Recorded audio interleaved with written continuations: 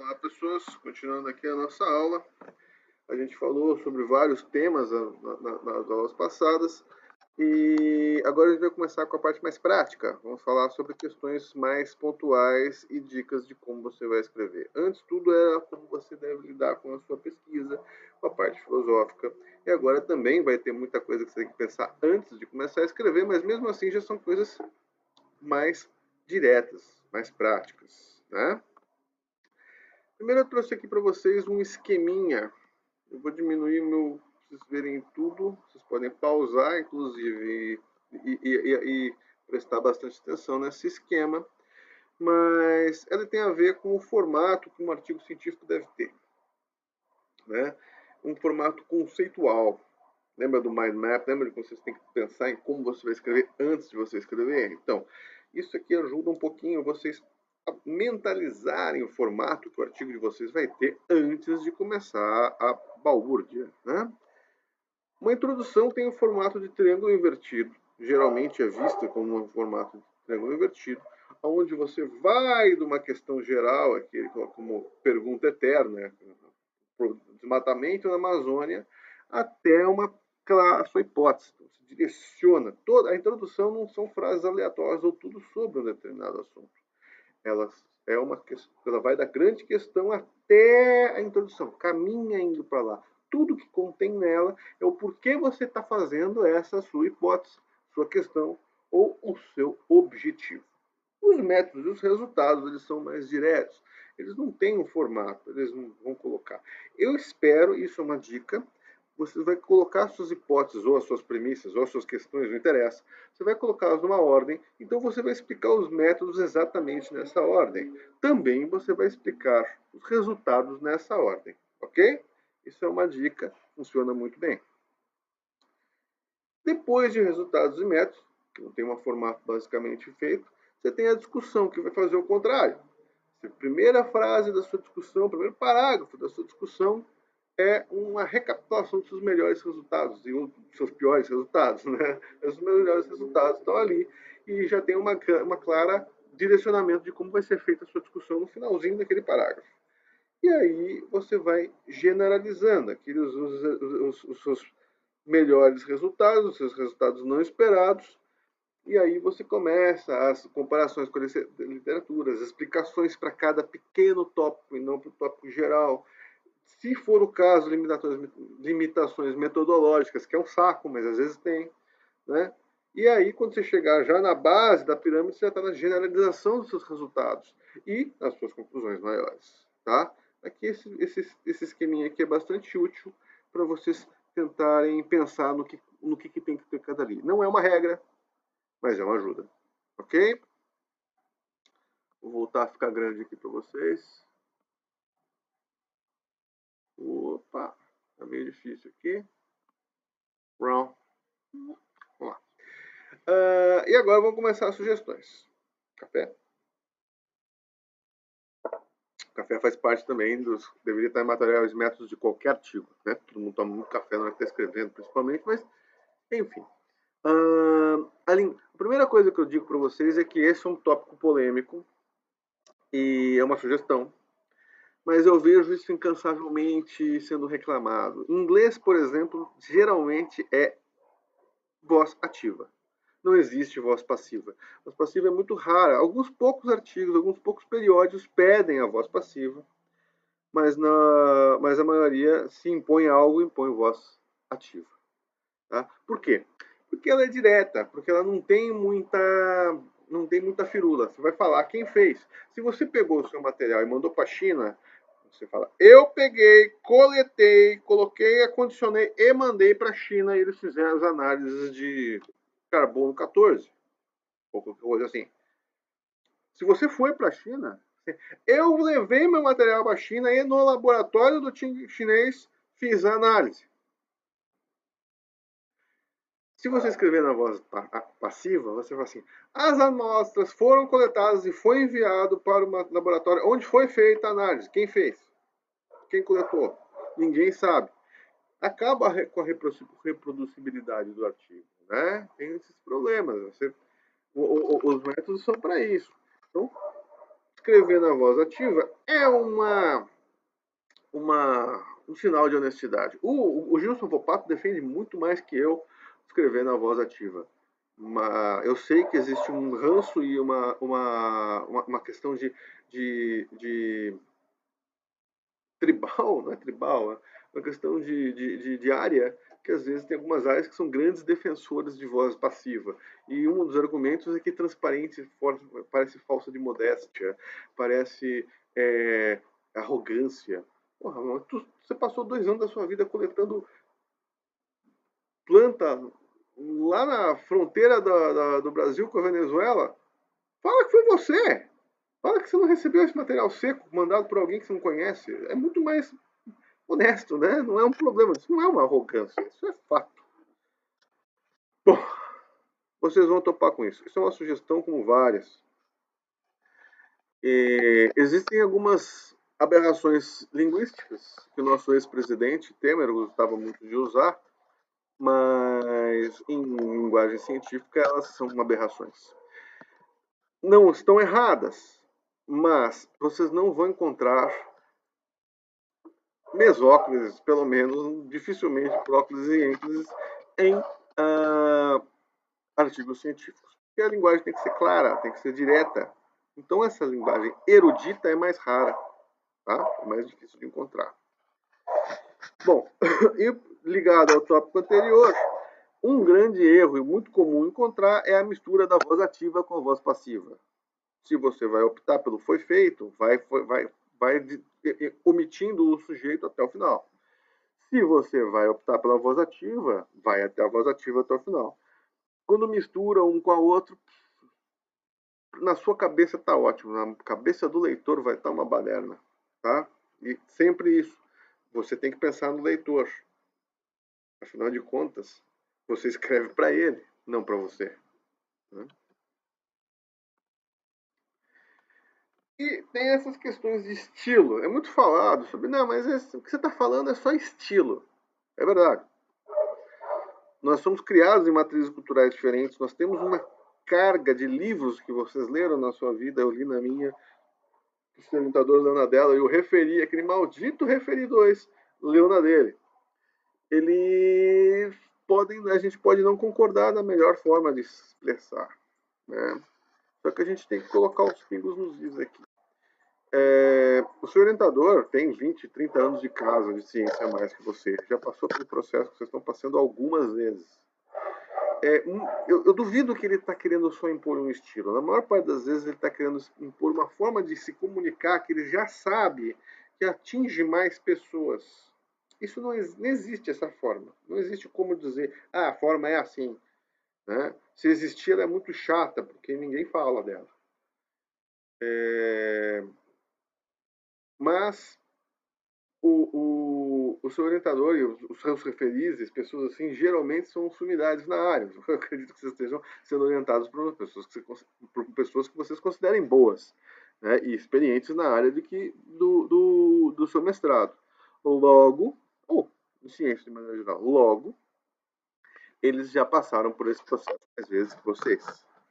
Então, eles vão saber a melhor forma de você não tomar pau querendo dizer exatamente a mesma coisa que você disse. Prestem atenção nisso, tá? E por fim, economia, clareza e precisão na hora de escrever. Se tiver 2 formas de serem escritas a mesma coisa e uma for grande e uma for pequena, vai ser a pequena que o editor vai cortar e vai deixar de menor forma possível. Ninguém tem muito tempo para ficar lendo aquele blá blá blá mais. Hoje as coisas têm que ser um pouco mais diretas, né? E um artigo científico bom não é um artigo científico grande. Isso aqui vocês escutaram algumas centenas de vezes na vida de vocês, se vocês estavam prestando atenção na sua professora da 4ª série, ou da 5ª série, da 6ª série. Nem sei se essa série existe mais. Mas no passado, né, as coisas mudaram um pouquinho, nona série, essas coisas todas. Mas vocês escutaram, eu sei que vocês escutaram, eu escutei isso da Dona Zélia, ela me colocava de castigo se eu errava, é isso aqui. Uma frase é o sujeito, verbo e predicado. Simples assim. Nossa, professor, falar isso, mas a gente tá no mestrado. Cara, mas a coisa mais comum do mundo é achar frase sem sujeito. Ou pior, achar frase que tem mais de um sujeito. As pessoas tentam fazer frases gigantes e tem um verbo concordando com uma coisa, tem um verbo concordando com a adjunta do nominal, tem um verbo concordando com alguma coisa, algum ente extraterrestre que não está naquela frase. É muito comum. E é um motivo de pau fantástico. Lembra daquela dica que eu dei de você ler em voz alta uma frase quando você está em dúvida? Você vai notar que isso é um problema. Outra dica, ache o verbo da frase. Toda frase que você escrever só pode ter um sujeito. Aí você acha o verbo que concorda com esse sujeito. Se tiver um verbo concordando com alguma outra coisa, você tem duas frases ali. O verbo tem que concordar com o sujeito da frase. Tá? Então, achou a frase, acha o sujeito, acha o verbo. Achou esses dois, você vai ter uma certeza do que está acontecendo ali. Tem um sujeito, tem um verbo concordando com um, tem um verbo concordando com outro, separa, ponto, acha outra frase, escreve outra frase. Não queira coxambrar. É assim que funciona. Tá? E frases com duplo sentido, principalmente em título. Depois a gente vai ver alguns títulos com duplo sentido, são horrorosos. Meu Deus, é uma desgraça. É muito triste ver isso, porque, assim, pode parecer piadinha, boboquinha, tarará, mas a gente escreve de uma forma e, eventualmente, uma pessoa do outro lado do mundo vai ler aquilo e aquilo vai ter um outro sentido para essa pessoa. Então a gente tem que tomar muito cuidado para não ser mal compreendido e não ser julgado por uma coisa que você não quis fazer. Então as frases têm que ser claras e precisas para não gerar problemas bastante grandes, tá? Bom, eu falei que não tinha regra, mas vamos criar umas regras aqui, porque as regras são já gramaticais, não são regras do Tiago, nem regras de redação científica, elas são regras de redação, tá? Primeira, jamais escrever parágrafos com uma frase só. Nunca mais faça isso. Eu sei que no seu caderno tem. Apaga ela, põe um ponto aí, porque parágrafo é uma entidade textual argumentativa, ela não é uma ideia apenas. Né? É um discorrimento de uma ideia, é um argumento. Então, um parágrafo vai ter, no mínimo, 3 frases. Uma frase introdutória, uma frase de inferência e uma frase conclusiva. Todo parágrafo é assim. Não adianta inventar pólvora. Ah, não, mas o meu pode ter 2. Não pode. O parágrafo tem que ter, no mínimo, 3 frases. Ok? Se tem 2 frases, provavelmente uma frase são 2 e você caiu no problema que eu falei agora há pouco anteriormente. Então, um parágrafo é uma entidade textual que tem 3 frases, no mínimo, pode ter 200 frases. Não é errado ter muito, o errado é ter pouco. Tá? E lembrando, vocês estão escrevendo um texto de científico, um texto informativo, não é um texto romântico, não é um poema. O poema pode ter o que vocês fazer o que vocês quiserem naquilo lá. Um texto de informação tem que ter parágrafos informativos, ok? Os parágrafos que eu estou dizendo tem essas 3 frases. Uma frase é um começo, introdução, meio e fim. E os parágrafos não são tópicos totalmente soltos no contexto do texto. O parágrafo leva ao próximo parágrafo. Se o assunto do último parágrafo é a Amazônia, você vai começar com a Amazônia no próximo parágrafo. Se termina com formiga, você vai falar de formiga. Se termina com inseto, você pode começar com formiga, por exemplo. Mas um parágrafo tem que levar ao outro. A introdução da primeira frase, da primeira frase do parágrafo, ela meio que recapitula o finalzinho do outro para você gerar discorrimento, para não virar tópico, ok? E frases longas. Essa é uma continuação desse negócio do sujeito, verbo, predicado. Frases longas geralmente têm problemas. Se você achar uma frase no seu caderno que tem mais do que 4 linhas, são 2 frases. Eu aposto que são 2 frases. Dificilmente essa frase, esse período, uma ideia sendo discorrida e sendo fechada, vai estar contendo em mais do que 4 linhas. Difícil. Não estou dizendo que é impossível, mas é difícil. Então, essa frase gigantesca, vai lá e procura o verbo. E lê ela em voz alta. Duvido que você consiga. Se ela embananar, ela é 2 frases. Ok? E também, você tem que pensar no seu leitor. Uma frase longa, o cara começa a ler, termina. Não tem a menor ideia do que está acontecendo ali. Já se embananou. A frase curtinha é fácil de você lembrar, ela é melhor. Ela é clara, ela é precisa. Lembra? Clara, precisão? É isso. Ela é precisa. Refaz, remolde a sua forma de escrever para ela ser mais informativa para os outros. Ok? Instructions to authors. Isso é uma coisa que a gente tem que falar. As instruções para os autores, elas têm que ser escritas antes de você começar a escrever. Isso significa que se você vai escrever a sua dissertação, tese ou projeto com as regras do seu programa de pós-graduação e elas falam na ABNT, você vai ter que consultar a ABNT. Eu não dou aula de ABNT aqui porque é uma besteira. Porque cada foco que você vai ter que dar é diferente. A ABNT só é usada para poucas coisas. Então, cada foco é diferente. Você vai pegar a ABNT. Você vai publicar na Scientific Report Notes, você vai ter que pegar as regras do Scientific Report Notes, que é diferente da ABNT. Você vai publicar na Nature, tem outras regras. Vai publicar na Revista Brasileira de Biologia, tem outras, ciências ambientais, outras ainda. Então, a melhor coisa é, pensa na revista e pensa nas regras. Muito melhor. Mais fácil, mais óbvio, sem o menor problema. Ok? Então, isso significa que vocês vão ter que... E você, lendo essas instruções antes, vocês vão diminuir muito a chance de pegar e gerar errinhos, bobocas de citação, por exemplo. Não vai ter citação de um jeito ou de outro misturado no mesmo texto. Você já vai estar preparado para colocar aquela citação sempre da mesma forma e não vai fazer duas vezes o mesmo trabalho. Isso particularmente é chato e com o advento dos gerenciadores de referência, isso mudou bastante. O que são gerenciadores de referência? São programinhas que você insere as suas citações apenas uma vez na sua vida e depois você vai lá no seu texto e clica e ele vai aparecer daquela forma, tcharam, da forma mágica, como você quiser. Tá? O EndNote é um exemplo, o Reference Manager é outro exemplo. Se eu não me engano, tem um que começa com Z, não lembro o nome, mas o Mendeley é um que é grátis e é bem legal. Tá? É o que eu uso. Tá aqui, ó.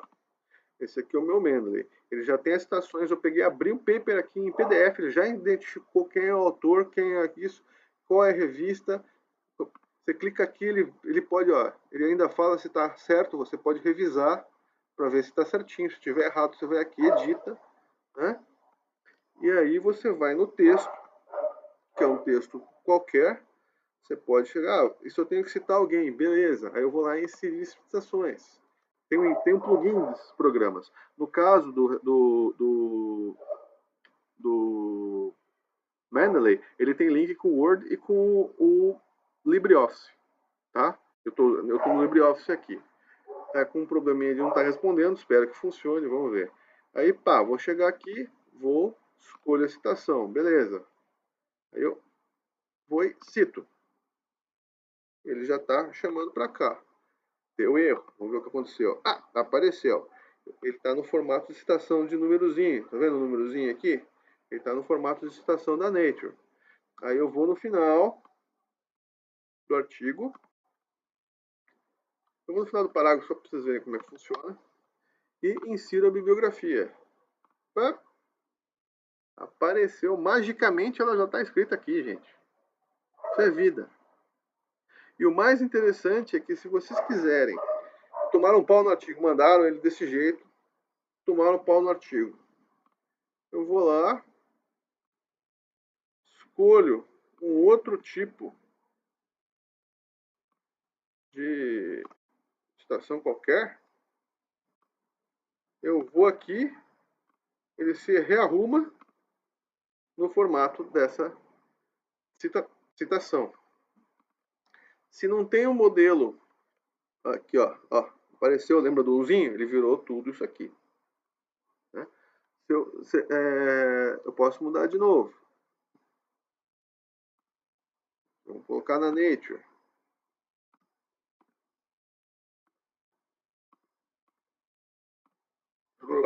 Virou umzinho de novo, que é o formato da Nature. E com a citaçãozinha aqui embaixo. Ixi, vai dar pau. E com a citaçãozinha aqui embaixo do jeitinho que estava. Tá? Isso aqui é óbvio, eu não vou fazer no meio do texto, vou fazer lá embaixo. Mas eu só quis mostrar para vocês enxergarem.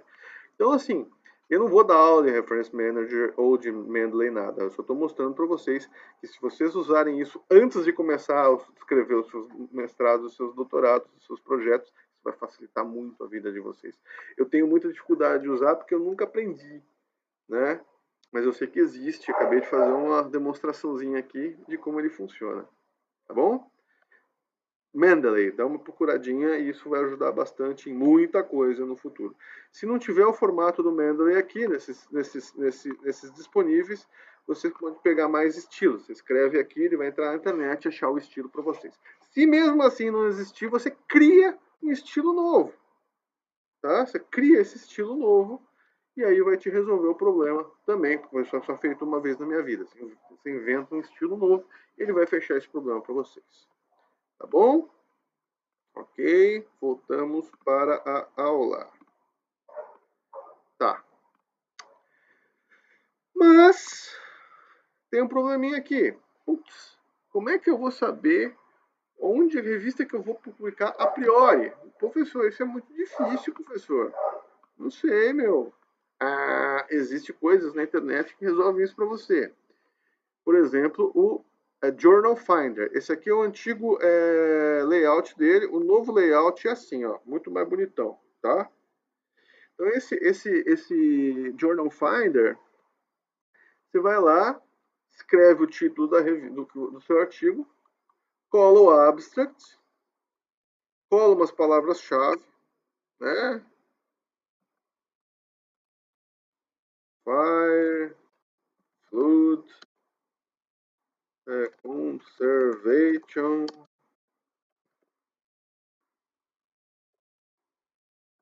que seja. Escolhe o estilo, né? Tem vários estilos, eu coloquei já Environmental Science, ciências ambientais, e pá, coloca para correr. Ah, garoto, ele vai lá e vai achar a melhor revista para você. A primeira melhor revista é Journal of Environmental Management. É uma boa revista? Não, índice de impacto 4 pouco. Boa. Eu vou publicar nela? Não. A segunda, Ecological Informatics. Tem alguma coisa a ver com o meu artigo? Não. Ecological Modeling. Tem alguma coisa a ver com o meu artigo? Não. Applied Geography. Tem alguma coisa a ver com o meu artigo? Não.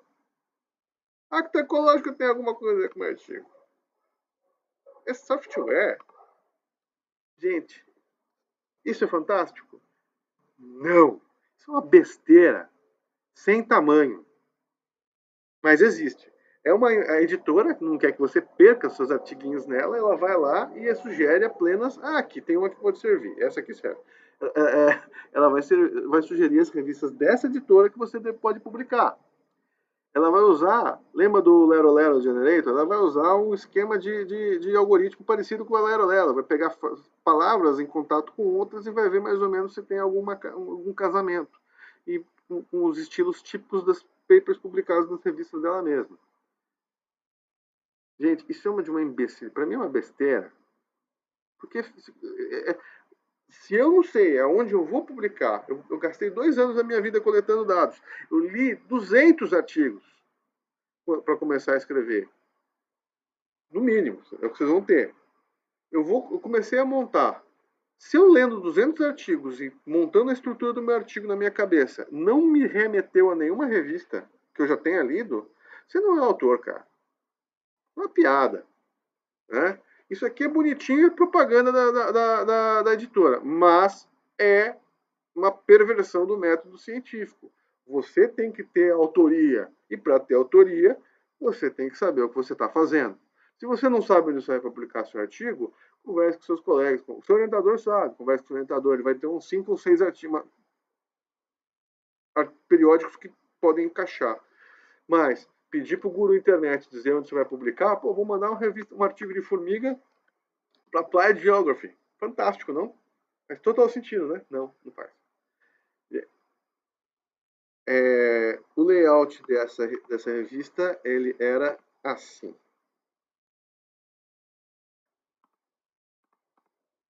Ué, não tá crescendo, não tá dando...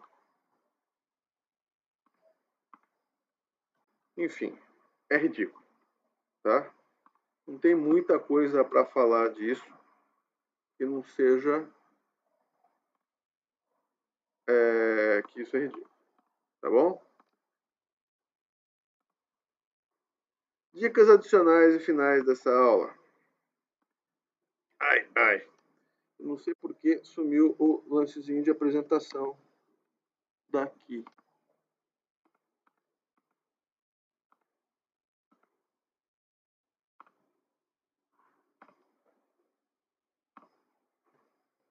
O que aconteceu? Bom, vocês nunca mais vão usar etc. Vocês nunca mais vão usar. Então, achei o botãozinho. Então, algumas dicas adicionais.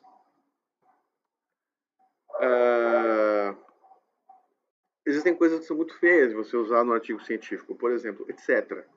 Lembra que a linguagem é formal, né? Não é erudita, mas é uma linguagem formal. Quando você fala etc. ou assim por diante, essas coisas, significa que tanto faz. Então, se você vai falar uma coisa, seja claro, seja conciso. Você vai chegar no final e vai falar aquilo. Não tem etc. Não tem ou seja, não tem isso significa. Na verdade, ou seja, até coloco isso aqui. Significa que você não faz a menor ideia do que você está fazendo ali. Eu falo uma coisa, ou seja, eu quis falar outra, tá? Então isso é uma besteira. Nunca mais comecem frases com ou seja. Você começa uma frase e não explica direito. Ou seja, você precisa de duas frases para explicar a mesma coisa. Ou seja, você não foi o suficientemente claro da primeira vez que você estava falando. Ou seja, você é um péssima pessoa explicando o que você tinha para dizer. Entenderam? Então evitar esse tipo de coisa porque pega mal. Abreviações pouco usuais, que nunca ninguém viu na vida, ou elas têm que ser explicadas, ou evite, tá? Colocá-la do nada ali. Tipo, ninguém sabe o que é decilitro, mas infelizmente ninguém sabe o que é decilitro. Então, se colocar um 4DL, bom, é melhor você pegar e colocar 0,4 CL, centilitro. Todo mundo sabe o que é. Ou mililitro. É muito melhor você colocar dessa forma. Errei na conversão, não é 0,4, era 40 ou 400, ok, desculpe. Mas enfim, pensem em como vocês colocariam, 0,4 litros, pensem como vocês colocariam uma melhor abreviação para ficar fácil das pessoas entenderem, ok? Estes e esses, às vezes você começa a frase com esses ou estes, vocês sabem quando você usa estes e esses? Pois é difícil. Estes é o imediatamente ao lado e estes é o temático. Geralmente a gente erra. Então, se vocês puderem evitar, vale a pena. Ao longo de discutir o texto, vocês eventualmente vão querer colocar dois pontos, vírgula, travessão, aquelas estratégias para fazer a frase ficar gigantesca, você não tem necessidade. Começa outra frase. Muito melhor. Então, se vocês evitem colocar dois pontos, travessão, barra, aquelas coisas que a gente faz para ficar grande, evite. Pode existir em português, mas um texto corrido, romântico, bonitão é melhor. Tomem cuidado com o excesso de e, mais, porém, todavia, contudo, entretanto, essas coisinhas que servem para você aglutinar uma frase na outra. Ah, professor, mas o senhor está falando que um parágrafo tem que ficar na sequência do outro e tem que levar o outro? Ele tem que levar na ideia. Mas você não precisa ficar usando essas estratégias de montar, assim, usar esqueci um termo correto para isso, mas essas estratégias de ligar uma frase com outra, porque vai pegar mal pra caramba. Na verdade, em inglês é muito claro, as pessoas que são fanáticas pelo however. Você pega um brasileiro, ele é cheio de however. However é contudo. Então, se você achar uma frase com 3 ou 4 however, significa que a frase deu um duplo escarpado ideológico, assim, porque ideológico não, argumentativo.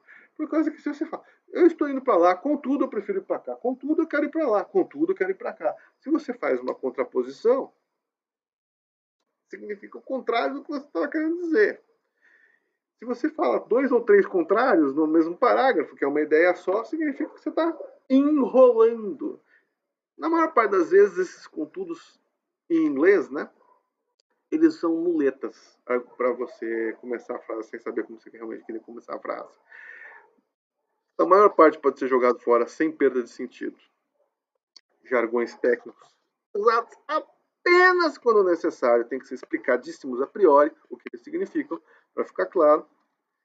E erros gramaticais na língua, que é um clássico, principalmente agora que vocês estão aprendendo a escrever inglês, mas com o Google Translator ele dá uma forcinha para nós. Tô brincando. Esses erros gramaticais não podem ocorrer, tá?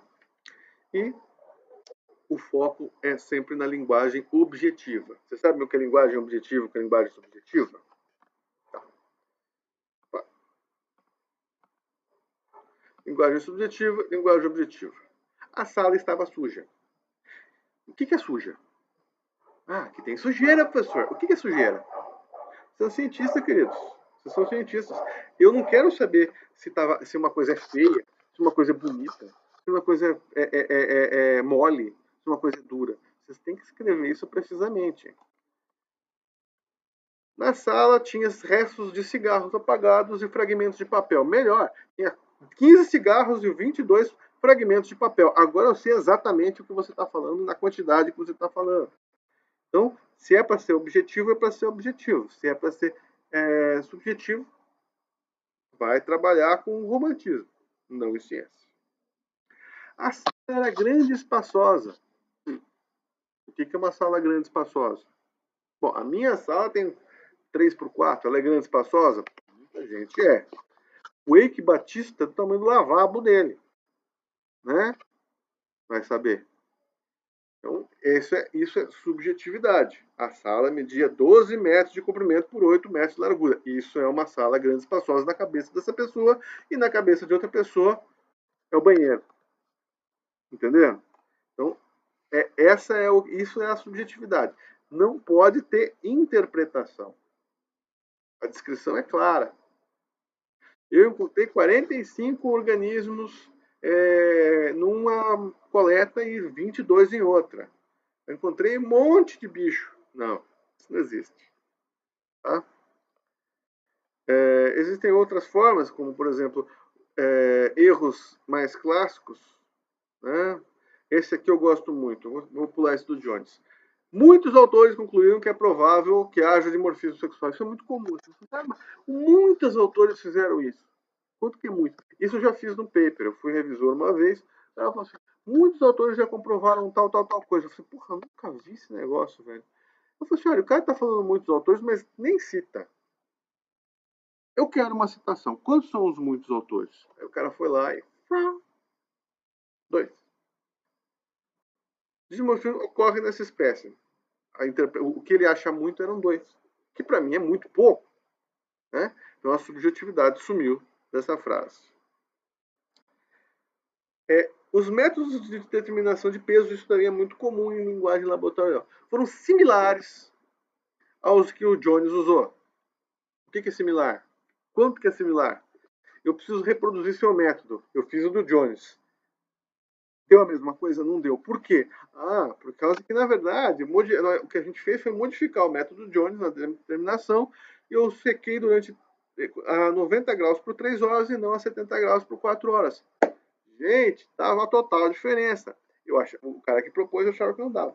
Então, isso daqui é uma outra forma de subjetividade. O que você acha que é similaridade pode não ser similaridade, principalmente em questões laboratoriais. Ok? Então, essas são as dicas principais por agora.